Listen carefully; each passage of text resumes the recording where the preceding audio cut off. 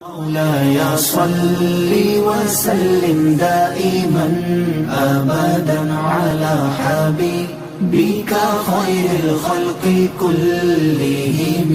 مولاي صل وسلم دائما أبدا على حبيبك خير الخلق كلهم. مولاي صل وسلم دائما أبدا. نحمده ونصلي ونسلم على حبيبه الكريم. اما بعد فاعوذ بالله من الشيطان الرجيم. بسم الله الرحمن الرحيم. محمد رسول الله والذين معه أشداء على الكفار رحماء بينهم. صدق الله مولانا العظيم. حضرت گرامی، کسی تحریک کا، کسی مشن کا آگے چلنا تبھی ممکن ہوتا ہے، تبھی وہ بار بار ہوتا ہے کہ تحریک لانے والے کے ساتھ لوگ کھڑے ہو جائیں۔ اکیلا ایک وجود تحریک کو کچھ دیر کے لیے تو برپا کر سکتا ہے، لیکن اسے دوام بخشنا، ہمیشہ کے لیے رہنے کے لیے جماعت چاہیے، ایک گروہ چاہیے جو آگے جائے۔ دنیا پہ دیکھیں، وہ مصلحین جو دنیا میں ایسے لوگ پیدا نہیں کر سکے، کہ اپنے ساتھ ہی پیدا نہیں کر سکے، آپ جانتے ہیں ان کی تاریخیں بھی ختم ہو گئی، ان کا مشن بھی ختم ہو گیا۔ کتنے انبیاء کرام ہیں جن کے آج کوئی ماننے والا نہیں، چند نبی ہیں جن کے ماننے والے موجود ہیں، ورنہ دنیا میں 1,24,000 نبی آئے ہیں، 313 رسول پیغام لے کے آئے، صحائف لے کے آئے ہیں، اللہ کے فرامین لے کے آئے، لیکن آج نہ ان کا فرمان ملتا ہے، نہ ان کا کوئی صحیفہ ملتا ہے، اور نہ ان کے کسی امتی کا نام کسی کو یاد ہے۔ ایک وجود صرف رہ گیا، تو معلوم ہوتا ہے کہ تحریک وہی آگے چلتی ہے جس کو لانے والا اپنے گرد ایسے گروہ پیدا کر لے جو جانصاروں کا گروہ۔ جب تک یہ جانصار پیدا نہیں ہوتے، تحریکیں آگے نہیں بڑھا کرتی۔ نبی اکرم صلی اللہ علیہ وسلم کو بھی اس حقیقت کی خبر تھی، اس لیے آپ نے اپنے ساتھی پیدا کرنے کی کوشش کی، بلائے، دعوت دی، گھر گھر گئے، گلی محلے میں تقریریں کی، حج کے موقع پر کی، جہاں جہاں بھی آدمی ملتا تھا آپ اس کو پیغام ہدایت دیتے تھے، اور پیغام ہدایت اتنے وضاحت سے دیتے تھے، اتنے کھل کر دیتے تھے کہ اگر وہ تسلیم کرنے میں کوئی شک رکھتا ہے تو وہ تسلیم نہیں کرتا تھا جب تک اسے یقین نہیں آ جاتا۔ تو یہی ایک چیز ثابت کرتی ہے کہ جو بھی آیا یقین کے ساتھ آیا۔ کتنی طاقت ہوگی اس تبلیغ میں، سوچئے نبی صلی اللہ علیہ وسلم کی تبلیغ میں کتنی طاقت۔ آج ہم ہزاروں کو تبلیغ کرتے ہیں، لاکھوں کے مجمع ہوتے ہیں، لیکن ماننے والے تھوڑے ہوتے ہیں۔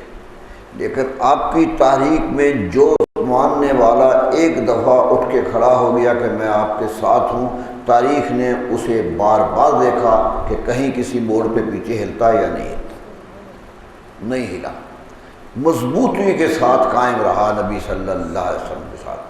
خواہ اسے کتنی مشکلات آئیں، خاندان ٹوٹے، رشتہ داروں نے بائی کاٹ کیا، خوراک روکی، تکلیف پہنچائی، درے لگے، پتھروں پہ گھسیٹا گیا، کتنا ہوا، حتیٰ کہ قتل بھی ہوئے، حتیٰ کہ، اور یہ بھی نہیں کہ مرد ہوئے، عورتیں قتل ہو گئی۔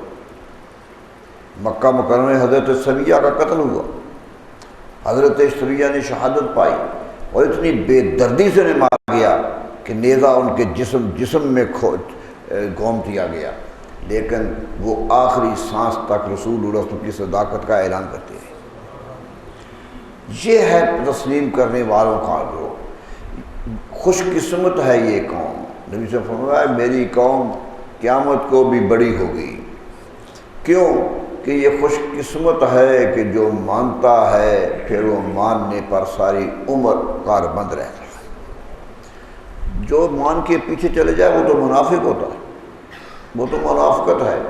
اس طرح تسلیم کرنا کہ بس ایک دفعہ مان لیا ہے، قل آمنت باللہ ثم استقم، قرآن مجید کہتا ہے کہ ایک دفعہ کہہ دو کہ اللہ پر ایمان لایا، پھر اس پہ ڈٹ جاؤ، پھر ڈٹے رہو، کوئی تکلیف تمہیں اس تصور سے نہ بہکائے۔ حتیٰ کہ ہم نے تو دیکھا کہ ایسے لوگ بھی آئے جن کو اتنی تکلیفیں پہنچی، اتنے صدمے پہنچے کہ وہ دنیا کا کوئی انسان برداشت بھی نہیں کر سکتا تھا۔ لیکن یہ بات حضرت امام غزالی علیہ الرحمہ فرماتے ہیں کہ سچائی کا یوں قائل ہو جانا چاہیے کہ اگر کوئی دشمن آ کے روب بھی ڈالے تو ماننا نہیں چاہیے، وہ طاقت بھی دکھائے تو طاقت سے مروب نہیں ہونا چاہیے۔ یہاں تک کہہ دیا کہ اگر وہ آ کے اپنے منہ سے آگ کے شعلے بھی پھینکنے لگ جائے اور اڑ کر آسمانوں پہ جانے کی کوشش کرے، فضا میں جا کے کھڑا ہو جائے، زمین چھوڑ کے کھڑا ہو جائے، طاقت دکھائے اور وہاں کہے کہ مانو مجھے ورنہ یہاں سے پتھر پھینک کے تمہیں مار دوں گا، اور میں اگر یہ بھی ہو جائے تو میں یہ تو کہوں گا، سوچوں گا کہ اسے یہ طاقت ملی کیسے، یہ کیا کام کیا تھا اس نے، یہ طاقت مل گئی ہے۔ لیکن اس کے باوجود کہ وہ طاقت دکھا رہا ہے میں اپنے ایمان سے نہیں ہلوں گا، میں تسلیم نہیں کروں گا کہ تو سچا ہے۔ یہ بات جب ذہن میں بیٹھ جاتی ہے تو انسان ایمان کامل کے ساتھ زندہ رہتا ہے۔ سب سے بڑی دولت یہی ہے، استقامت۔ صوفیہ کرام کہتے ہیں کرامت سے بڑی کرامت استقامت ہے، الاستقامہ فوق الکرامہ، یہ صوفیہ کا کہنا ہے کہ استقامت جو ہے یہ کرامت سے بڑی چیز ہے۔ کرامت تو لمحہ ہوتا ہے، آیا گیا، یہ وہ ہے جو مستقل رہنے والی چیز ہے۔ تو میرے دوستو، قرآن کا تقاضا یہ ہے کہ جب آ گئے ہو دائرہ ایمان میں تو جو وہاں دائرہ ایمان میں کرنے کی چیزیں ہیں وہ کرو، وہ نہ کرو جو اس کے بعد ہے، انکار کر دو ایسا کرنے سے۔ دیکھیے 360 بت پڑے تھے کعبے میں، وہ کعبے کو پوجتے بھی تھے، سجدے بھی کرتے تھے، ہم بھی کرتے، سجدے وہ کرتے، 360 بت تھے، ایک ایک بت کو سجدہ ہو رہا تھا۔ نبی صلی اللہ علیہ وسلم فرمایا یہ بت خدا نہیں ہے، یہ بہت بڑا اعلان تھا۔ ارے گھر گھر بت رکھ کے سفر کو جاتے تھے تو بتوں سے مرد مانگ کے جاتے، آتے تھے تو ان کو سجدے کرتے تھے۔ اس طرح بتوں میں رچے بچے تھے کہ آپ نے کہا یہ خدا نہیں ہے، یہ پتھر ہیں، ان کو نہ پوجو، یہ تم خود تراشتے ہو، خود بناتے اور خود ہی پوجنے لگ جاتے ہو، اتنی حماقت کیوں کرتے؟ لوگوں نے پتھر مارے، لوگوں نے زبان بند کرنے کی کوشش کی، یہاں تک کوشش کی کہ ان کا پیغام باہر نہ نکلے۔ روایت یہی ہے کہ مکے کے کچھ لوگ ہمیشہ باہر گھومتے پھرتے رہتے تھے مکے، کہ کوئی باہر سے مسافر آئے تو اسے باہر سے ہی پکڑ لیا جائے کہ ان کے پاس نہ جا سکے، کہیں ایسا نہ ہو وہ آیا اپنے کام میں ہے، وہ اپنی تجارت کے لیے آیا ہے، وہ اپنے کام کے لیے آیا ہے، لیکن ایسا نہ ہو کہ وہ کام اپنے کے لیے آیا ہو اور کہیں اچانک اسے نبی صلی اللہ علیہ وسلم مل جائیں۔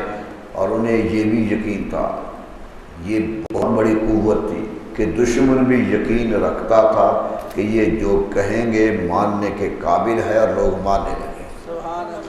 اس لیے فوراً روکو، قریب ہی نہ جانے۔ قرآن مجید کی آیت اتری، حضور صلی اللہ علیہ وسلم کو ولید شخص تھا، مکے کا سردار تھا، نبی صلی اللہ علیہ وسلم کے خلاف پیغام دعوے کرتا تھا۔ ایک دفعہ کسی کو کہنے کا کیوں اس کی بات مانتے ہو، وہ تو مجنون ہے، دیوانے ہیں۔ ایک مجنون کہہ دیا، قرآن نے کہا وَمَا أَنْتَ بِنِعْمَتِ رَبِّكَ بِمَجْنُونٍ۔ نبی صلی اللہ علیہ وسلم فرمایا اے میرے نبی گھبرانا نہیں ہے مجنون کہنے سے، تو اللہ کا فضل میں ہے۔ یعنی ایک جملہ آیا فوراً تسلی دی، وہ کہتے تھے یہ دیوانہ ہے، کچھ نہ کچھ کہتے تھے، ایک سخت جملہ کہہ دیا، قرآن مجید نے 10 اس کے عیب گنے، ایک بھی نہیں عیب بھی نہیں، حمازین مشائن مناع للخیر، ایک ایک جملہ چل رہا تھا کہ چغل خور ہے، بدطینت ہے، معاشرے کا گرا ہوا فرد ہے، ہر نیکی سے روکنے والا ہے، برائی کی ترغیب دینے والا ہے۔ قرآن مجید اس کے اخلاق پر 9 قسم کے الزام لگا دیے، 9 قسم کے اس کے اخلاق کا ذکر کر دیا، اور آخر پہ یہ کہا وَأُتِلٍ بَعْدَ ذَلِكَ زَنِيمٍ، اے نبی کوئی بات نہیں ہے، یہ سب سے بڑی بات یہ ہے کہ اس کی نسل ہی صحیح نہیں ہے، یہ حلال کا بیٹا ہی نہیں ہے۔ زنیم کہہ دیا، قرآن نے زنیم کہہ دیا، اتنا سخت جملہ آیا۔ زنیم اس کو کہتے ہیں جو کسی کے خاندان سے جڑ جائے، خاندان کسی کا اور کوئی خاندان بن جائے، یہ بدلتے ہیں، یعنی دنیا کو دکھانے کے لیے ایک خاندان ہی بدل دیا، تو زنیم کہا قرآن نے کہ یہ اپنے باپ کی اولاد ہی نہیں۔ وہ کہتا ہے خود اس کا کہنا ہے کہ جب یہ اتری تو میں نے اپنے آپ کو دیکھا کیا میں اس کا مستحق بھی ہوں یا نہیں، تو کہتا ہے میں نے دیکھا کہ وہ 9 جو برائیاں قرآن نے میرے وجود میں گنی تھی، میں ایک ایک سوچتا رہا وہ ساری مجھ میں تھیں، یعنی قرآن جھوٹ نہیں بول رہا، الزام نہیں لگا رہا تھا، اس کی برائیوں کا حساب لے رہا تھا۔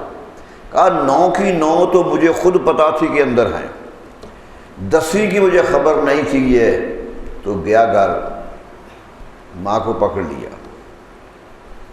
روایت یہ ہے کہ سینے پہ بیٹھ گیا، لٹاڑ کے بیٹھ گیا، کیا تلوار ہاتھ میں تھی، کہا تیری گردن اتار دوں گا، یہ بتاؤ کہ یہ جو گالی نبی محمد رسول اللہ صلی اللہ علیہ وسلم نے دی ہے، یہ جو مکے کے اعلان نبوت کرنے والوں نے دی ہیں، 9 کی 9 برائیاں میں اپنے اندر پاتا ہوں، یہ تو بتا سکتی ہے کہ یہ کیوں؟ کیونکہ مجھے یقین ہے کہ وہ جھوٹ نہیں بولتے،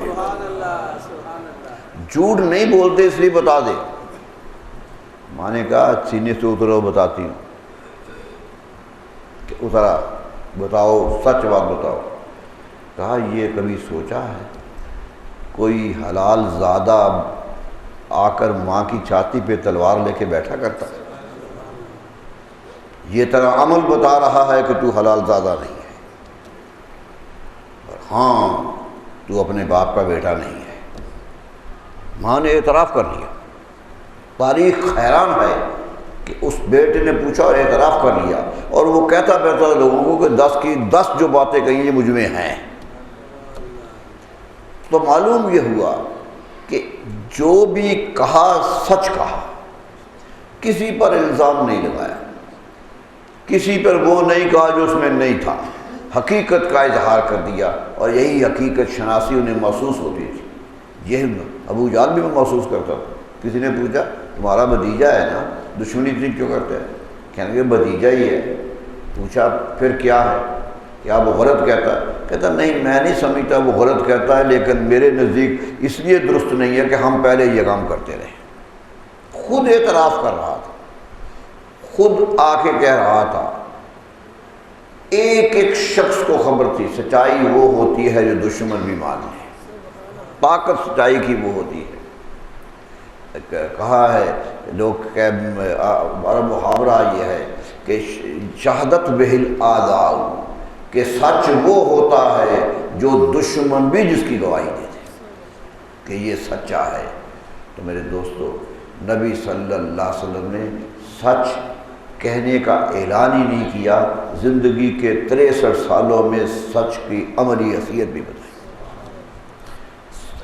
ایک ایک لمحہ سچائی کے ساتھ گزارا۔ یہ گواہی ہے آج بھی دنیا کا کوئی مورخ یا مسلمان ہو یا غیر مسلمان وہ نبی صلی اللہ علیہ وسلم کے کردار پہ انگلی نہیں رکھ سکتا۔ بڑی کتابیں ہم نے بھی دیکھی، یورپ سے آتی ہیں، فرانس سے آتی ہیں، کہاں سے آتی ہیں، دشمن ہے اسلام کی، انتہائی دشمنی کرتے ہیں، ارد گرد پہ الزام بھی لگاتے ہیں کہ یہ آدمی اچھا نہیں تھا جو ساتھ تھا، یہ آدمی تھا، الزام بھی جو چاہے لگاتے ہیں، لیکن ذات رسالت پہ پورے یورپ کو کوئی اعتراض نہیں ملا، حتیٰ کہ یہ کہہ دیا کہ یہ تو وہ وجود ہے جس کے چاروں طرف سورج کی پوری روشنی ہے، چاروں طرف روشنی ہے، روشن وجود ہے۔ کارلائل بہت بڑا مصنف تھا یورپ کا، ہیرو اینڈ ہیرو ورشپ کتاب لکھی کہ دنیا کے ہیرو کون ہے، دنیا کے بڑے انسان کون ہے، لکھنا شروع کیا۔ تو سب سے پہلے رسول اللہ کا نام لکھا، باقی بڑے نام اپنے کو لکھے، شروع رسول اللہ صلی اللہ علیہ وسلم نے کیا، اور اتنی تعریف کی کہ ایک ایک لفظ بولتا ہے کہ اعتراف صداقت کر رہا ہے۔ ابھی پہ میں نے پہلے بھی ذکر کیا تھا، ابھی 8-10 سال ہوئی کتاب آئی ہے یورپ سے، 100 important men of the world, ساری دنیا کے 100 مشہور آدمی، 100 آدمی جو بڑے ہیں ان کا ذکر کیا، کرنے والا عیسائی ہے، لکھ رہا ہے کہ میں کرسچن ہوں، یورپ میں بیٹھ کے لکھ رہا ہے، یورپ میں چھپ رہی ہے کہ دنیا کے 100 بڑے آدمی کون ہیں، اور اس میں پہلا نام رسول اللہ صلی اللہ علیہ وسلم، اس کتاب میں پہلا نام رسول اللہ صلی اللہ علیہ وسلم کا ہے، بلکہ وہ دیواچے میں لکھتا ہے کہ میں نے پہلا نام ان کا رکھا ہے، حالانکہ میں عیسائی ہوں، مجھے حضرت عیسیٰ علیہ السلام کا نام پہلے رکھنا چاہیے، کہتا میرا حق بنتا تھا کہ عیسیٰ علیہ السلام کا نام پہلے رکھوں کیونکہ میں ان کا ماننے والا تھا، لیکن کیا کہوں تاریخی حقیقت جو ہے وہ مجبور کر رہی ہے کہ ان کا نام پہلے رکھوں۔ کیوں کہ میرے عیسیٰ نے چند چیزیں بتائی تھی، دنیا کے ہماری زندگی کی کئی چیزیں چھوڑ گئے جو ہمیں پتہ ہی نہیں کہ کیسے کر کے گئے، ان کی زندگی سے نمونہ ہی نہیں ملتا کئی چیزوں کا۔ یہ وہ بھرپور زندگی ہے کہ انسان کسی حالت میں رہے نظر دوڑائے تو اسی حالت کا اسوہ رسول اللہ کی ذات میں ملے۔ آج صرف عربوں کو ملا، چلے گئے صحابہ کرام دنیا چلے گئے، تابعین آئے، تبع تابعین، صدیاں گزر رہی ہیں، وہی ذات لوگوں کے لیے نمونہ ہے، آج بھی وہی ذات نمونہ ہے، قیامت تک وہی نمونہ رہے گا، بڑا انسان وہی بنے گا جو ان جیسا ہوگا زندہ رہے۔ تو معلوم ہوا کہ تبلیغ کا وہ حق، قرآن کہتا تھا یا اے نبی صلی اللہ علیہ وسلم بلغ ما انزل الیک، جو چیز ہم نے آپ پر اتاری ہے وہ آپ لوگوں تک پہنچا دیں۔ قرآن کا حکم آیا بلغ، پہنچا دیجئے، ما انزل الیک، جو بھی آپ پر اتارا گیا ہے سب کچھ لوگوں کو بتا دیجئے۔ بجایا نا یا نہیں بجایا، جو حکم پہنچا یا نہیں پہنچا۔ آخری حج پہ تقریر کر رہے تھے، صحابہ کرام کھڑے تھے، ایک آواز نکلتی تھی، ایک صحابی پھر آواز نکالتا تھا، پھر دوسرا نکال، آخری کنارے تک آواز پہنچ رہی تھی۔ کوئی لاؤڈ سپیکر تو نہیں تھا نا،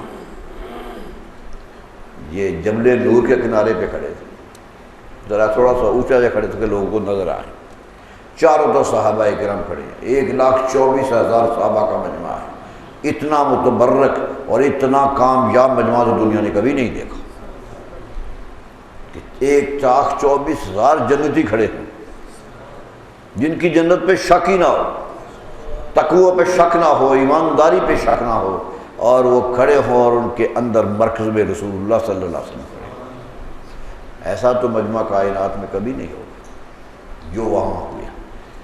تو تقریر کرتے رہے، لمبا خطبہ دیا، ہمارے پاس وہ خطبہ موجود ہے جو آپ نے دیا، ایک ایک لفظ موجود ہے۔ آخر پہ کہا جب خطبہ ختم کرنے لگے تو فرمایا لوگو یہ بتاؤ حل بلغت، کیا میں نے اللہ کا پیغام پہنچا دیا ہے یا نہیں پہنچایا؟ قرآن کہتا تھا پہنچا کے آئیے، رسول اللہ صلی اللہ علیہ وسلم لوگوں سے پوچھ رہے ہیں آخری حج کے موقع، کیا میں نے پہنچایا یا نہیں پہنچایا؟ صحابہ پکار اٹھے گئے، یا رسول اللہ آپ نے سب کچھ پہنچا دیا، آپ نے سب کچھ پہنچا دیا ہے۔ آپ نے صحابہ کی زبان چلتے ہوئے دیکھی کہ وہ کہہ رہے ہیں کہ سب کچھ پہنچا دیا ہے۔ جب یہ تسلی ہو گئی تو سر مبارک آسمان کی طرف اٹھا لیا، آسمان کی طرف دیکھنے لگے، فرمایا اللہ اشہد، اے میرے اللہ تو بھی گواہ رہنا میں نے سب کچھ پہنچا دیا،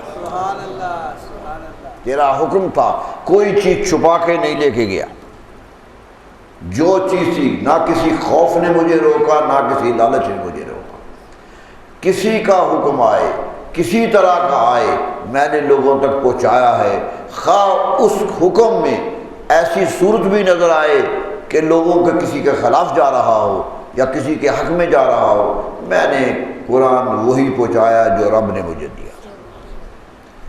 تو میرے دوستو ایک ایک لفظ پہنچا کے گئے، قیامت تک کے لیے رہنمائی کر کے گئے۔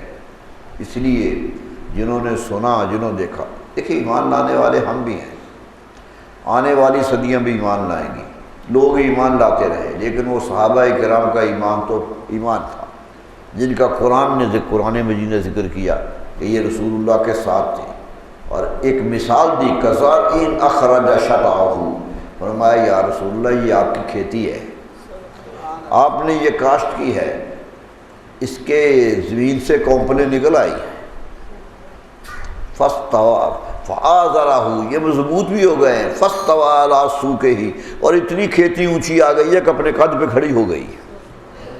قرآن مجید نے مثال دی ایک پودے سے کہ جس طرح پودا نکلتا ہے، صحابہ کرام کی جماعت نکلی ہے، کمزور تھی نکلی، آگے بڑھتی بڑھتی ایک طاقتور تناور درخت بن گئی۔ اور ایک جملہ کہا قرآن نے، بہت خوبصورت بات کہہ دی، کہا یہ جوان ہو گئے ہیں، یہ طاقتور ہو گئے ہیں، جو جب الزراح، فرمایا اب جس نے کھیتی لگائی تھی اسے خوش کر رہے ہیں، وہ خوش ہو رہا ہے جس نے کھیتی لگائی تھی کہ میری کھیتی برابر ہو گئی ہے۔ نبی صلی اللہ علیہ وسلم جب دنیا میں سے جانے لگے تو حجر اسود سے نہیں آئے تھے، آپ نے جماعت نہیں کرائی تھی، تو ایک دن جماعت ہو رہی تھی تو فرمایا بیٹی ذرا پردہ ہٹا دو، میں لوگوں کو دیکھوں کیا کر رہے ہیں۔ تو حضرت صدیق اکبر جماعت میں کھڑے تھے اور پیچھے سب بند کے لوگ کھڑے تھے۔ ام المومنین فرماتے ہیں نظر پڑی سب پر کہ قطار در قطار کھڑے نماز پڑھ رہے ہیں، تو خوش ہو گئے کہ یا اللہ میں نے انہیں اس کام پہ لگا دیا ہے، یہ لگے ہیں اور پھر لگے ہی رہیں گے، زندگی بھر لگے رہیں گے، یہ نہیں ہوگا کہ وہ چلے جائیں تو ہٹ جائیں گے، یہ قیامت تک ان صف در صف ہی کھڑے رہیں گے۔ یہ یقین کے ساتھ تبلیغ کا آخری حق بالحکمت والموعظۃ الحسنہ، لیکن یہ کہا کہ یا رسول اللہ حکمت سے تبلیغ دیجیے اور اچھی اچھی نصیحت کیجیے، اور اگر جھگڑا بھی کرنا پڑے، مناظرہ بھی کرنا پڑے، وجادلہم باللتی ہی احسن، تو ایسے جھگڑا کیجیے جو بڑا اچھے طریقے سے، بات بھی کیجیے۔ یا کافر آتے تھے بیہودہ قسم کے سوال کرتے تھے، کبھی کچھ سوال کبھی کچھ سوال، آپ کسی پہ ناراض نہیں ہوتے، صحابہ کرام کہتے ہیں ناراض ہی نہیں ہوتے، جو وہ کہتے تھے سنتے تھے، اور اگر مناسب ہوتا تو جواب دیتے تھے، اگر نہیں ہوتا تو جواب نہیں دیتے، یعنی کسی پر نہ الزام لگایا نہ کسی کے ساتھ درست کلامی کی، پوری زندگی متانت سے گزاری، ایک ایک لمحہ جو ہے وہ قیمتی ہے۔ میرے دوستو رسول اللہ صلی اللہ علیہ وسلم کی زندگی کا تو کوئی لمحہ بھی ضائع نہیں گیا۔ انسان کچھ لمحے ضائع کرتا ہے، کچھ کارآمد ہوتے ہیں، لیکن وہ زندگی ہے کہ لوگوں نے چلتے بھی دیکھا تو رہنمائی دی، بیٹھے ہوئے دیکھا تو رہنمائی دی، بولتے ہوئے دیکھا تو ویسے بولنے کی کوشش کی، سنتے ہوئے دیکھا تو ایسے سننے کی کوشش کی، جو کچھ وہ کرتے رہے لوگ اسی طرح اپنے آپ کو ڈھالتے چلے، اسی طرح ڈھالتے چلے گئے۔ یہ کیفیت تھی نبی صلی اللہ علیہ وسلم کی تبلیغ پہنچانے کی۔ میرے دوستو جو بات مجھے کہنا ہے کہ صحابہ کرام رضوان اللہ علیہ اجمعین پہلے تھے جو صف مومنین کے امام ہیں، مومنوں کی صف کے امام ہیں، اور آپ نے کہہ دیا کہ میں تمہارے لیے ہدایت لے کے آیا ہوں، لیکن یہ جو میں چھوڑ کے جا رہا ہوں یہ بھی اس ہدایت کے ستارے ہیں، یہ بھی ہدایت کے ستارے ہیں، یہ پھیل جائیں گے دنیا میں، دنیا میں پھیل۔ صحابہ نے گھر چھوڑے، مکہ چھوڑا، مدینہ چھوڑا، بستی بستی چلے گئے، آج ہر ملک دعویٰ کر رہا ہے کہ وہاں صحابی آئے، آج ہر ملک دعویٰ کر رہا ہے۔ اب امام بلازری نے تو ہندوستان میں 6 صحابہ کا نام لے دیا گیا، نام لے دیا، جہاں چین والے آج بھی قبریں دکھاتے ہیں، جائیے چین میں سن 91 میں تو وہ قبریں دکھاتے ہیں کہ یہ 7 صحابہ کی قبریں ہیں، یعنی دنیا کا کوئی حصہ نہیں گا جہاں صحابی نہیں پہنچا۔ میرے دوستو کوئی تجارت کرنے نہیں گئے تھے، کوئی دولت کمانے نہیں گئے تھے، صرف اس لیے گئے تھے کہ اللہ کا دین پھیلتا چلا جائے، انہیں خوشی ہوتی تھی کہ اللہ کا دین آگے بڑھے، اور اسی خوشی کے لیے وہ دنیا میں ہر مصیبت بھی برداشت کرتے تھے۔ صحابہ کرام کو پر یقین رکھنا مومن کا فرض ہے، یہ لازم ہے، اس لیے صحابہ کی کسی بات پر جرا نہیں کی جاتی، کسی بات پہ نہیں۔ آپ مجھے بات بتائیں گے، میں بارہا پوچھوں گا کیسے ہو، صحابہ پر کسی محدث نے بحث نہیں، کسی محدث نے، میں نے پہلے بھی کہا تھا امام بخاری بہت سخت محدث ہے، سب سے شدید تر محدث ہیں کہ وہ ایک حدیث کا ٹکڑا بھی لینا ہو تو محنت پہ محنت کرتے ہیں، پوچھتے ہیں کہاں سے آیا، یہ دینے والا کون ہے، یہ سچ بولتا ہے یا نہیں بولتا، اس کی عادت کیا ہے، یہ دیندار ہے یا نہیں ہے، ہزار شرطیں رہتے ہیں۔ 5 شرطیں تو ان کی مشہور ہو گئی کہ یہ 5 چیزیں دیکھو تو پھر روایت قبول کرو، صحابی صحیح حدیث کے معیار بن گیا، سب پر بحث کرتے ہیں، ایک ایک راوی پر جرح و تعدیل کرتے ہیں، لیکن صحابی پہ جا کر ٹھہر جاتے ہیں، صحابی کا نام آتا ہے تو بحث ختم ہو جاتی ہے۔ کسی نے پوچھا ہے یہاں کیوں نہیں بحث کرتے، یہاں کیوں نہیں پرکھتے کہ یہ سچ بولنے والا یا نہیں ہے، نیک ہے یا نہیں ہے؟ فرمایا نہیں، یہ وہ شاگرد ہیں جو مکتب رسالت سے پڑھے ہوئے ہیں، یہ وہ لوگ ہیں جو مکتب رسالت سے نکلے ہیں، اس پر میرا حق ہی نہیں تنقید کرنا، یہ رسول اللہ کے صحابہ۔ تو ایک فیصلہ دے دیا، صحابی کلہم عدول، صحابہ سارے ہی عادل ہیں، یہ فتویٰ دیا محدثین نے کہ جتنی بحث ہے صحابی سے پہلے ہوگی، صحابی پر نہیں ہوگی، وہ عدول ہیں، عدل ان کا شیوا ہے، وہ غلط نہیں کہتے، جھوٹ نہیں بولتے، اور جھوٹ بھی رسول اللہ صلی اللہ علیہ وسلم کے بارے میں میرے دوستوں یہ بھی تو نہیں پتا تھا، من کذب علی متعمدا فلیتبوأ مقعدہ من النار، یہ بخاری نے حضرت علی کرم اللہ وجہہ سے حدیث نقل کی، اور اس حدیث کو متواتر حدیث کہتے ہیں۔ حدیث کی قسمیں جو ہیں سب سے اونچی حدیث متواتر کہلاتی ہے، یعنی وہ اتنی جو ہر ایک کو پتہ، ایک راوی بیان نہیں کر رہا، 1000 راویوں کو پتہ یہ حدیث ہے، یعنی عام اسے قبولیت حاصل ہے، اسے حدیث متواتر کہتے ہیں۔ سب سے بڑی بخاری میں بہت تھوڑی حدیثیں متواتر، اتنی بڑی کتاب ہے لیکن متواتر حدیثیں بہت تھوڑی ہیں، یہ حدیث ان میں ہے۔ حدیث متواتر میں ہے کہ فرمایا من کذب علی متعمدا، جس شخص نے بھی مجھ پر جھوٹ باندھا ارادتاً کہ یہ میں مطلب پیسہ کما لوں گا، دولت کما لوں گا، تھوڑا سا جھوٹ بول دوں، رسول اللہ نے یہ کہا من کذب علی متعمدا، جس نے بھی تعمد کے ساتھ، ارادے کے ساتھ مجھ پر جھوٹ باندھا، فلیتبوأ مقعدہ من النار، اسے چاہیے کہ تیار ہو جائے دوزخ کی آرام گاہ کے لیے، یہ معاف نہیں ہوگا، یہ کسی شرط پہ معاف نہیں ہوگا، اسے اپنا ٹھکانہ دوزخ بنا لینا چاہیے۔ اتنی شدت سے کہا کہ مجھ پر جھوٹ باندھتے ہو، میں تو جھوٹ توڑنے کے لیے آیا تھا، میں تو سچائیوں کو عام کرنے کے لیے آیا تھا۔ تو میرے دوستو، صحابی قریب ہیں نبی صلی اللہ علیہ وسلم، دیکھنے والے ہیں نبی صلی اللہ علیہ وسلم، اس لیے ان کے امام حضرت داتا گنج بخش علی جویری کہتے ہیں کہ صحابی خواہ ایک دن کا صحابی ہو، وہ اولیاء کا سردار ہے۔ سبحان اللہ، سبحان اللہ۔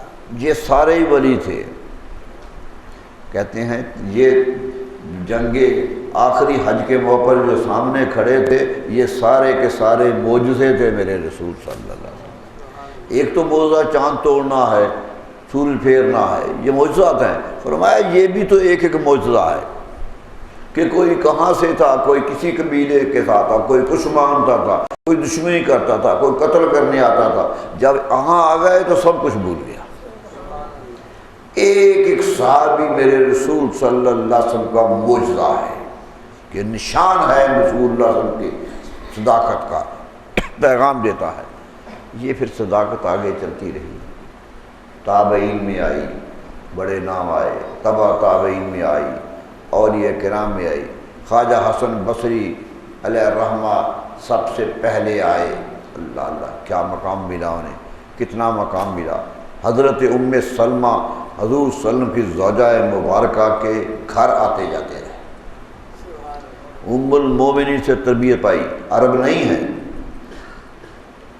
کرشی نہیں ہے، جنگ میں قیدی بچے آئے تھے، ان میں آئے تھے،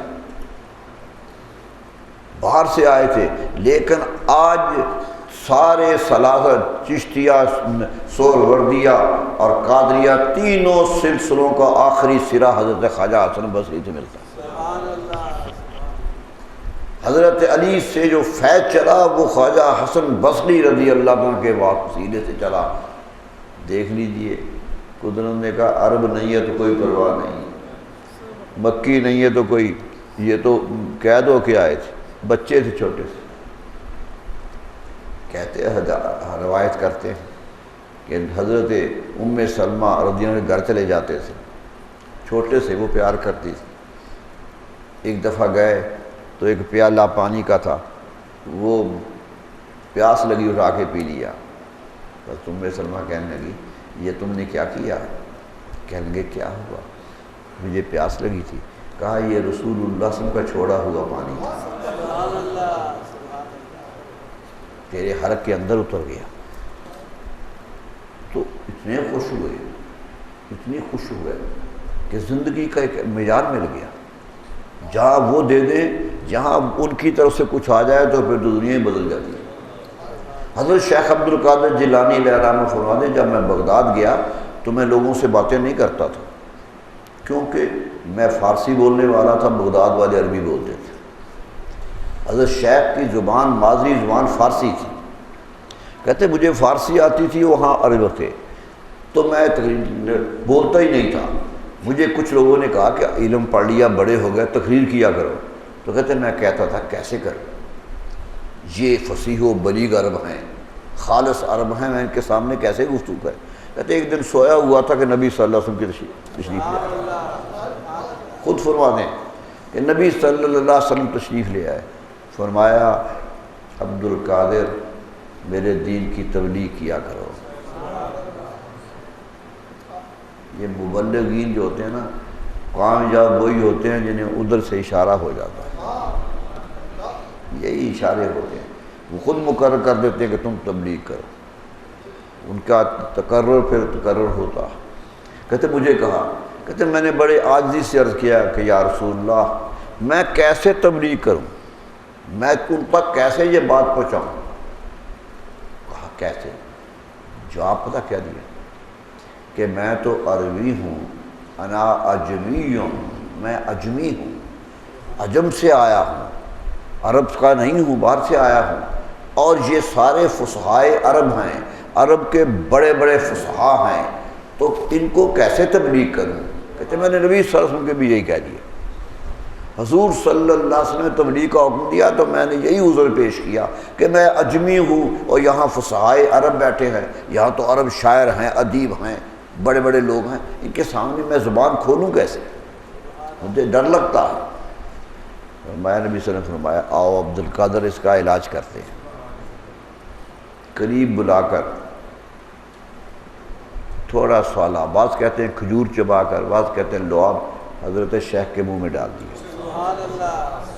فرمایا جاؤ ساری فصاحتیں تیری ہیں، ساری بلاغتیں تیری ہیں۔ کہتے پھر حوصلہ ہوا، بغداد کے سینٹر میں میدان میں کھڑے ہو کے تقریر کر، اور پھر تبلیغ ایک دن نکی 40 سال کرتے رہے، 40 سال گزر گئے۔ تو سوچئے، تو میرا تو عقیدہ یہی ہے کہ جو بھی ولی جس کے ولایت پر شک نہ ہو اور ولایت کامل ہو اور اس کے اثر و رسوخ بھی آ کے جا رہے ہوں، وہ من جان رسول اللہ صلی اللہ علیہ وسلم کا نمائندہ ہوگا، وہ نمائندگی لے کے آتا ہے۔ جو خود دعوے دار ہو اس سے غلطیاں بھی ہوتی ہیں، اور پھر اس ولی کی غلطیاں نہیں ہوتی، پھر قدرت انہیں سنبھال لیتی ہے کہ میرا نمائندہ ہے، ہمارا نمائندہ ہے، اس لیے پھر سنبھالتی ہیں انہیں، پھر غلطی نہیں ہونے دیتے۔ پھر زندگی کا رخ یوں ہی چلتا ہے کہ جہاں بھی آئے تو مڑ کے دیکھ لیتے ہیں کہ میرے رسول کی رائے کیا ہے صلی اللہ علیہ وسلم۔ وہ اولیاء کرام کا سارا ماحول یہی بتا رہا ہے کہ اسی طرح تھے، اسی طرح وہ زندگی گزارتے رہے۔ حضرت داتا گنج علی حجویری کہتے ہیں کہ ولی ہوتا ہی وہ ہے جو رسول اللہ صلی اللہ علیہ وسلم کے حکم پر بغیر کسی تنقید کے بغیر کسی اعتراض کے، بغیر کسی شک کے عمل کرتے۔ سبحان اللہ۔ حکم ملا ہے تو عمل شروع۔ یہی ولایت کی نشانی ہوتی ہے، اور ولایت ولی بڑا با ادب ہوتا ہے، وہ جھگڑالو نہیں ہوتا۔ یہ نبی صلی اللہ علیہ وسلم نے کافروں کو تبلیغ کی، جو نہیں مانتے تھے ان سے جنگ نہیں کی، مکے میں آپ نے کچھ نہیں کہا۔ میں اکثر سوچتا ہوں کہ اب جب لوگ پتھر مار کے جاتے ہوں گے تو تکلیف تو ہوتی ہوگی، تکلیف خود فرمایا اوزی، تو حضرت عائشہ صدیقہ نے فرمایا یا رسول اللہ آپ کو بڑی تکلیف ہے، بڑی تکلیف ہے۔ تو جواب دیا عائشہ میں بھی تکلیف دیا گیا ہوں اور باقی انبیاء کو بھی تکلیف دیا گیا، لیکن یاد رکھو جتنی تکلیف مجھے ملی ہے کسی نبی کو نہیں ملی۔ مجھے جتنی تکلیفیں ملی ہیں میں نے سب کچھ برداشت کیا ہے، تکلیف پر تکلیف آئی ہے برداشت کیا ہے، یہاں تک کہ گالی دینے والے کو بھی معاف کیا، پتھر مارنے والے کو بھی معاف کیا۔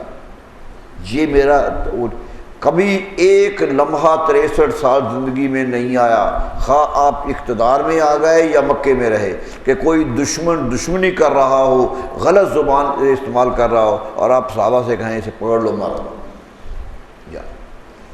ورنہ ابو جہل قتل نہیں ہو سکتا۔ میں تو کہتا ہوں حضرت بلال رنجو کہا جاتا ہے رسول اللہ صلی اللہ علیہ وسلم کہ بلال یہ مجھے دکھ دیتا ہے رات اسے مار دو۔ حضرت بلال جان پہ کھیلنا چاہتا، وہ جان پہ کھیل دے نہیں، کسی کو نہیں کہا، پورا پرامن ماحول، نہ مدینہ جا کر کہا نہ مکہ جا کر کہا، بتا دیا کہ میرا دین تشدد کے ساتھ نہیں ہے، تبلیغ کے ساتھ ہے، میں تبلیغ کے ساتھ آگے بڑھ رہا ہوں، بالحکمت والموعظۃ الحسنہ، میں بڑی حکمت سے تبلیغ کرتا ہوں اور اچھی اچھی نصیحتیں کرتا ہوں، اور جھگڑنا بھی پڑے تو آسانی سے محبت سے جھگڑتا، یہ نہیں کرتا۔ یہی اثر تھے کہ جو لفظ نکلتا تھا وہ تقدیر کا فیصلہ بن جاتا، جو لفظ بھی نکلا تقدیر کا فیصلہ بن گیا۔ میرے دوستو یہ ہے تبلیغ کا وہ فن جو نبی صلی اللہ علیہ وسلم نے قوم کو دیا۔ ایک بات اور ذہن میں رکھیے کہ جو بھی بعد میں ولی آیا، کتب آیا، ڈال آیا، اس نے بھی اگرچہ پتھر کھائے، گالیاں سنی، لیکن اگر وہ مشن اس پر تھا کہ تبلیغ کرنی ہے تو اس نے بھی رد عمل نہیں دیا، اس میں بھی کچھ نہیں کہا، یہاں تک کہ بڑے بڑے لوگ خلاف ہوتے چلے گئے، بڑے بڑے لوگوں نے یہ کہا لیکن نہیں، اور عجز و انکسار اپنے اندر رہا۔ کوئی ولی بڑے دعوے نہیں کرتا، وہ کیوں کہ جو اوپر دیکھ لیتا ہے اسے اپنی حیثیت کا اندازہ ہو جاتا ہے۔ میں ایک مثال دیتا ہوں، حضرت شاہ عبدالعزیز محدث دہلوی علیہ رحمہ، بڑا نام ہے، شاہ ولی اللہ کے سب سے بڑے صاحبزادے ہیں، تفسیر عزیزیہ ہندوستان میں حدیث کے بانی ہیں، بہت بڑا وجود۔ انہوں نے تو پہلی تفسیر لکھی، بھائی نے پہلا ترجمہ قرآن کیا، یہ جو موضوع القرآن ہے یہ ان کے بھائی کا ترجمہ ہے۔ 4 بھائی تھے، چاروں ہی کامیاب رہے۔ شاہ ولی اللہ کا خاندان ہندوستان کی تاریخ میں بڑا عالم خاندان ہے۔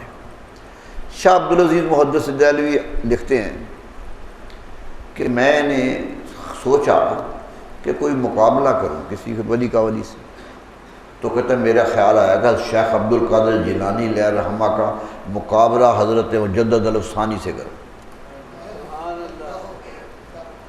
کتنا بڑا مقابلہ کہ دیکھو کون ہے۔ کہتے میں ایک چیز ان کی پڑھتا تھا، ایک ان کی پڑھتا تھا، ایک کمال ان کا دیکھتا تھا، ایک ان کا دیکھتا تھا، دیکھتا ہی چلا گیا۔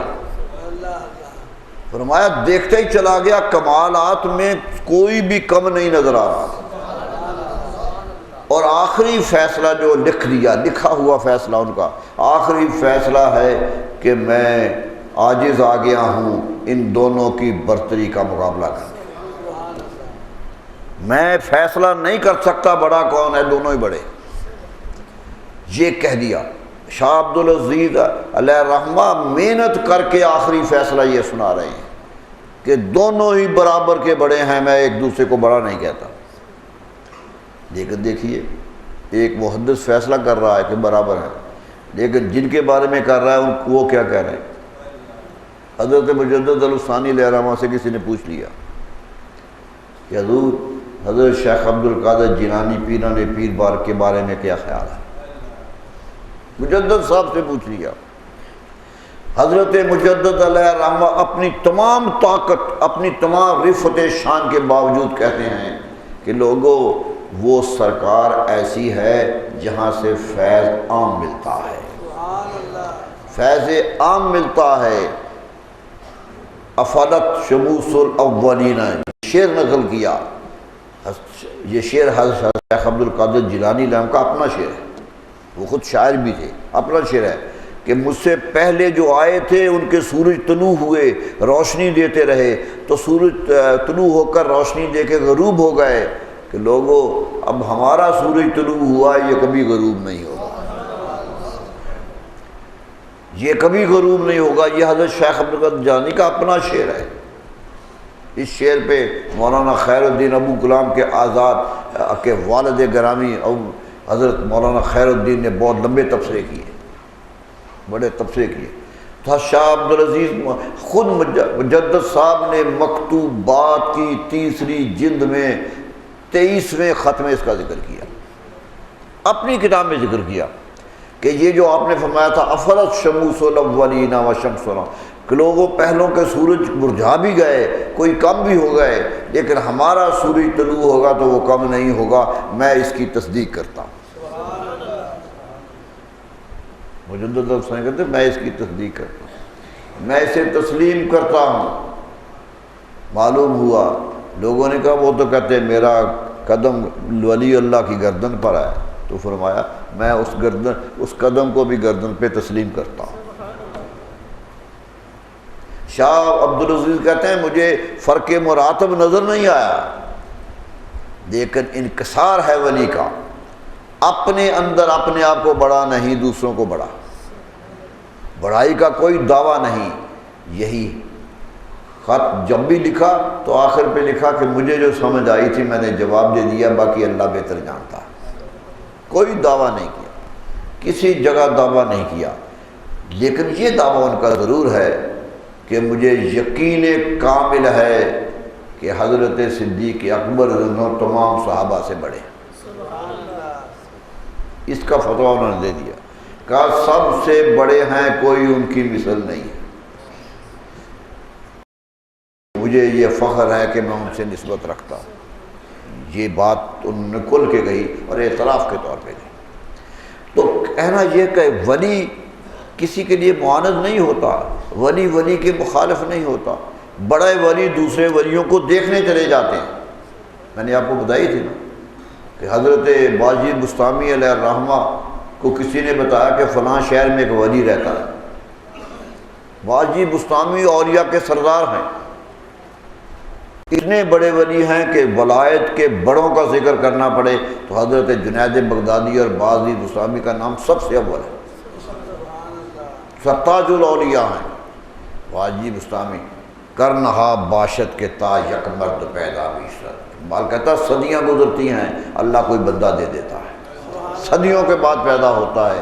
باجدید اندر خراساں یا اویس اندر کرن، واجد بستامی بستان میں پیدا ہوتے ہیں اور حضرت اویس کرن میں پیدا ہوتے ہیں۔ یہ کبھی کبھی ہوتا، روز رب رحمتیں ایسے نہیں کرتا، جب رحمتیں کرتا تو اتنے بڑے غروب کرتا ہے۔ اور لیکن ان کی عادت کیا، کہا اتنے بڑے، اتنا بڑا نام کہ ستاروں سے اوپر نام دونوں کا، لیکن ادب گاہی زیر آسماں از عرش نازک تر، میرے رسول کا دربار بڑے ادب والا دربار ہے، یہ تو عرش سے بھی بڑا دربار ہے، عرش سے بڑا کا، از عرش نازک تر، عرش سے بھی نازک۔ نفس گم کردہ میں آئے جنید و بایزید دیجا، ارے تمہاری حیثیت کیا ہے؟ یہاں تو جنید بغدادی اور بایزید بستامی بھی آتے ہیں تو دم اپنے سانس کو روک کے آتے ہیں۔ نفس گم کردہ میں آئے جنید و بایزید دیجا، یہ کیفیت، یہ کیف ان کے ہاں تھا۔ حضرت مستعمی سے کہا کسی نے کہ بہت بڑا ولی ہے، آپ کہتے ہیں دیکھیے شوق کیا ہے، ولایت کے سردار ہیں اور ایک ولی کا سنا تو چل پڑے کہ چلو اس سے ملتے ہیں۔ قصبے میں پوچھا کہ ولی کہاں ہے، کہنے لگے مسجد میں ہے۔ پوچھا ان کا نام، میں جب مسجد میں آنے لگا تو وہ نکل رہے تھے، آج بھی مسجد میں تھے کہ نام معلوم کیا ہوا، تھوکنے کی حاجت ہو گئی تو انہوں نے زمین پہ تھوک دیا اور باہر آ گئے۔ کہتے میں نے ان سے ہاتھ نہیں ملایا، میں ان کے پاس بھی نہیں گیا، وہاں سے ہی الٹے پاؤں واپس آ گئے۔ لوگوں نے کہا اتنا سفر کیا، اتنا بڑا آدمی اتنا سفر کر کے آئے، ملے بھی نہیں آپ نے۔ فرمایا جسے آداب مسجد کی خبر نہیں ہے وہ ولی کیسے ہو سکتا ہے؟ جسے آداب مسجد کی خبر نہیں ہے کہ مسجد کتنی پاکیزہ جگہ ہوتی ہے، خواہ وہ کچی کیوں نہ ہو۔ دیکھیے ولایت کا معیار کیا رکھتے ہیں، ولایت کا معیار ان کے نزدیک کیا تھا، کہا میں واپس آ گیا، وہاں ٹھہرا ہی نہیں۔ لیکن جب وہ ٹھہرتے ہیں تو بتاتے ہیں کہ یہ عظمتیں کتنی ہیں، یہ عظمتیں کہاں کہاں ہیں۔ تو میرے دوستو، اولیاء اللہ کی بڑی شان ہے، شرط یہ ہے کہ وہ ولی ہو۔ حضرت مجدد الثانی نے ایک نسخہ دیا، ایک طریقہ بتایا ولی کی پہچان کا۔ کہا ولی پہچاننا ہو تو دل میں دیکھ لو کہ اس کے حرکت سے، اس کے کسی طریقے سے، اس کے کسی عمل سے شریعت کے خلاف کچھ نہ نکلتا ہو تو وہ ولایت ہے۔ جو اس کے خلاف ہو وہ کتنا بڑا ہو ولی نہیں ہو سکتا۔ ولایت کا معیار شریعت ہے کہ شریعت پر عمل کرتا ہے یا نہیں کرتا۔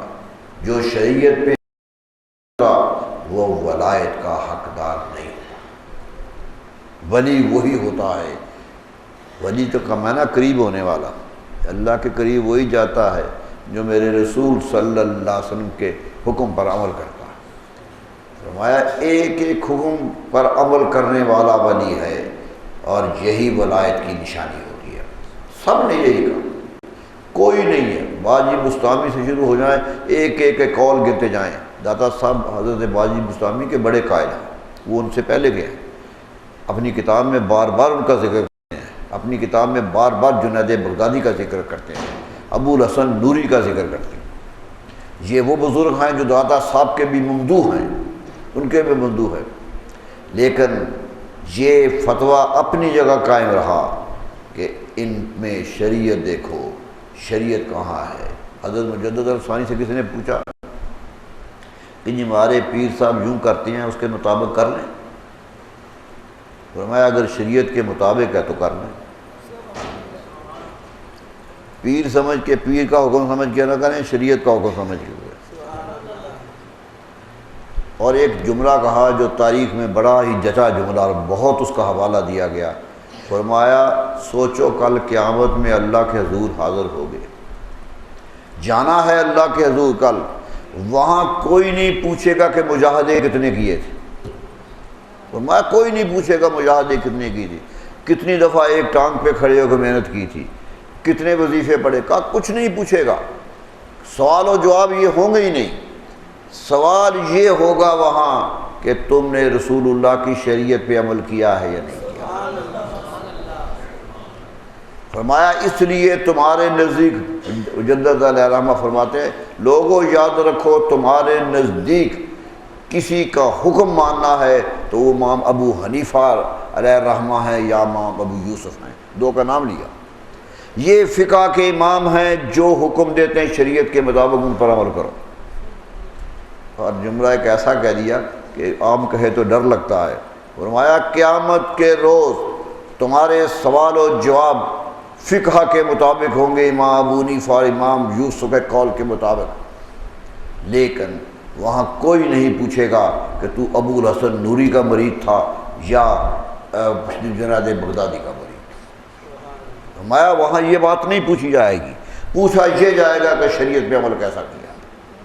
فرمایا اس لیے شریعت پہ عمل کرنا، کسی نے کہا حضور اگر پیر نیکی کرے فرمایا حکم مانو اس کا، نیک حکم دیتا ہے، کہا اگر وہ ایسا کر دے تو شریعت کے خلاف پتہ چل جائے کہ شریعت کے خلاف، فرمایا انکار کر دو اور کہو معذرت کر دو کہ میں اس پہ عمل نہیں کر سکتا، کھل کے معذرت کر دو۔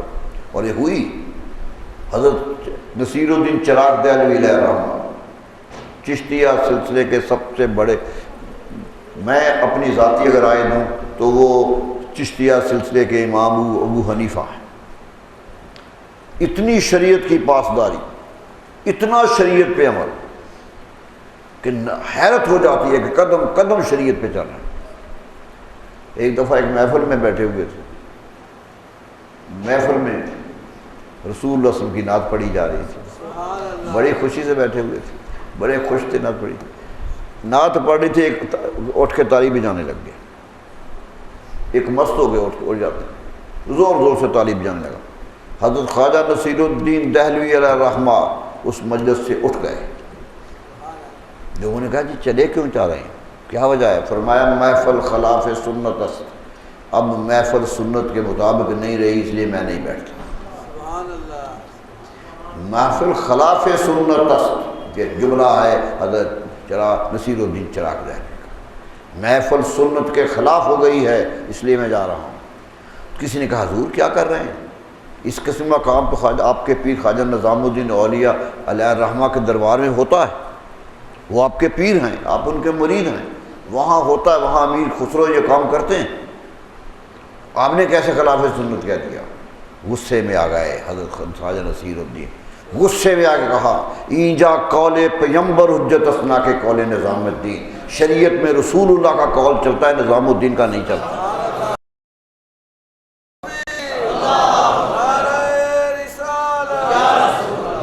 کھل کے کہہ دیا۔ ایک خالص مرید جو خلیفہ ہے وہ خلیفہ بنا ان کا، خواجہ نظام الدین اولیاء کا سب سے بڑے خلیفہ خواجہ نصیر الدین جامع، کھل کے کہہ دیا کہ اینجا قول پیمبر حجت نہ کہ قول نظام الدین، شریعت میں قول پیمبر رسول اللہ کا قول حجت ہوتا ہے، کسی ولی کا قول نہیں ہوتا، ولی تو رسول اللہ کا قول بتاتا ہے۔ آپ نہ ہو، وہ آدمی تسلی نہ ہوئی، وہ سیدھا دلی چلا گیا۔ حضرت خواجہ نظام الدین اولیاء بیٹھے تھے، وہاں پہنچ گئے، وہ زندہ تھے اس وقت، کہنے لگے جی آج بڑی عجیب خبر لایا ہوں، آپ کے مرید، آپ کے خلیفے جن کو آپ اتنی عزت دیتے ہیں، انہوں نے یہ کہا کہ اینجا قول پیمبر حجت اسنا کے قول نظام الدین۔ پیر کو ناراض ہو جانا چاہیے تھا، مرید گستاخی کر رہا ہے۔ سوچئے آج کا پیر ہوتا تو کتنا ناراض ہوتا۔ خواجہ نظام الدین علیہ الرحمہ کے سامنے یہ جملہ دہرایا گیا، حضرت خواجہ نظام الدین اس جملے کو سن کے کھڑے ہو گئے، فرمایا لوگوں سنو، آرا کے نصیر الدین می گوید حق است حق است حق، جو کچھ نصیر الدین نے کہا ہے سچ وہی ہے، سچ وہی ہے۔ اور کہتے ہیں حق اتنی مرتبہ کہا کہ سانس ٹوٹ گیا۔ میرے دوستو، انہیں خبر تھی کہ شریعت لازم ہے، وہ جانتے تھے یہ بات، وہ اپنے کہ ہم تو رسول اللہ صلی اللہ علیہ وسلم کے در کے بکاری ہیں، وہیں فیض ملتا ہے، جنہیں ادھر سے فیض نہیں ملتا وہ ولایت کیسے ہوتی؟ ولایت کیسے ہوتی؟ ولی تو ادھر ہی جاتا۔ حضرت مجدد الثانی علیہ الرحمہ سے کسی نے پوچھا تھا کہ حضرت مجدد کیا آپ رب کو مانتے ہیں؟ فرمایا ہاں رب پر ایمان ہے ہمارا کہ اللہ ہے۔ کہا جانتے بھی ہیں کہ وہ کیسے ہے، وہ کیسا ہے، اس کی شکل و صورت ہے یا نہیں ہے، کیسا ہے جانتے ہیں؟ یہ سوال کیا، فرمایا نہیں جانتے۔ تو کہنے نے کہا حضور دنیا کا طریقہ ہے جسے جانتے نہیں اسے مانتے کیسے؟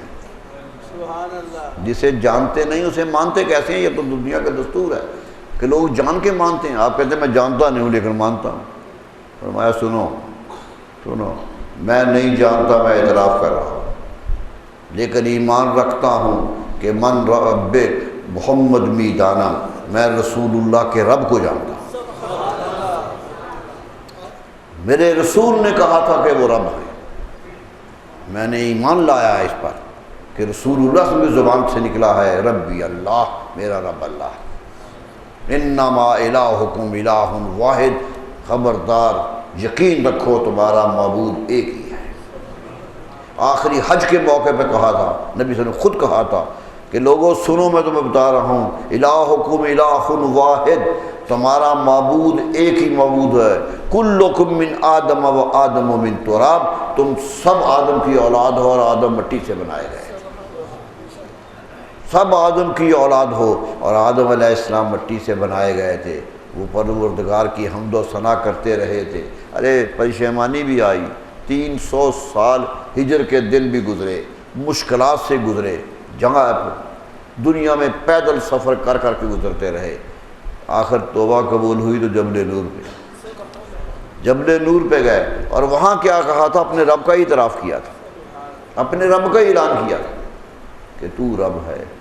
کتنے بڑے آدمی ہوں گے جو اکیلے تھے، پوری دنیا میں کوئی مخلوق نہیں تھی، کوئی انسان نہیں تھا، اکیلا انسان جس کی ابھی اولاد بھی نہیں آئی، کچھ نہیں آیا، ایک انسان جو اکیلا پوری دنیا میں گھوم رہا ہے، اکیلا تھا، لیکن اکیلا ہو کر بھی اعتراف کر رہا تھا کہ اللہ ایک ہے،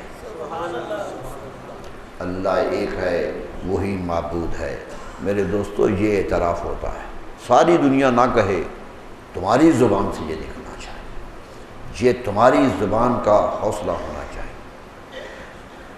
کہتے ہیں کہ حضرت مجدد علیہ رحمہ کو جب جہانگیر کے دربار میں پیش کیا گیا تو جہانگیر ظالم، دیکھیے ایک طاقت والا بادشاہ تھا، کتنے قتل کرانا چاہتا تھا کرا سکتا تھا، ایک لمحے کی بات کی تلوار مارو اس کو۔ حضرت مجدد کے خلاف بھی تھا، بہت دشمنی بھی کر رہا تھا، دربار میں لایا گیا، کہنے کا یہ اعتراض ہے، یہ اعتراض ہے۔ آپ نے فرمایا جو اعتراض ہے وہ بتاؤ، میں جواب دیتا ہوں۔ 3-4 سوال کیے، آپ نے جواب دیے، بادشاہ کے اندر خیال آ گیا کہ ہے سچا، ہم اسے دشمن سمجھتے ہیں، ہے سچا، لیکن ایک خرابی ہے کہ اس کی گردن ہمارے سامنے جھکتی نہیں، لوگ تو سجدہ کر دیتے ہیں۔ بادشاہ کے یہاں اکبر سے سجدہ شروع ہو گیا تھا کہ اندر جاؤ، درباری جاؤ تو سجدہ کرو، بادشاہ سجدہ تعظیمی کہتے تھے۔ اور حیرت ہے کہ اس دور کے علماء نے فتویٰ دے دیا تھا کہ سجدہ تعظیمی جائز،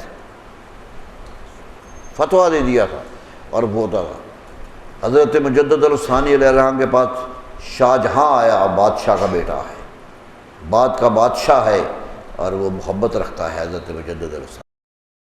آدمی لے کے آیا، مولانا بھیجے، 2-4 عالم بھی اکٹھے کیے، لا کر کہا کہ حضور فتویٰ یہ ہے علماء کا کہ اگر مجبوری ہو جائے تو بادشاہ کو سجدہ ہو سکتا ہے، تعظیمی ہے، یہ عبادت کا سجدہ نہیں ہے، یہ تعظیم کا سجدہ، یہ فتویٰ ہے علماء کا، آپ کر دیجئے، خام خواہ کی دشمنی کیوں، کر دیجئے۔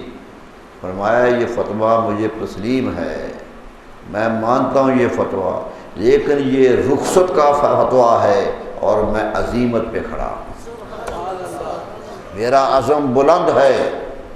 یہ وہ ہے جو رخصت ڈھونڈتے ہیں، جو آسانیاں ڈھونڈتے ہیں، ان کے لیے فتویٰ ہے، میرا فتویٰ یہ نہیں ہے۔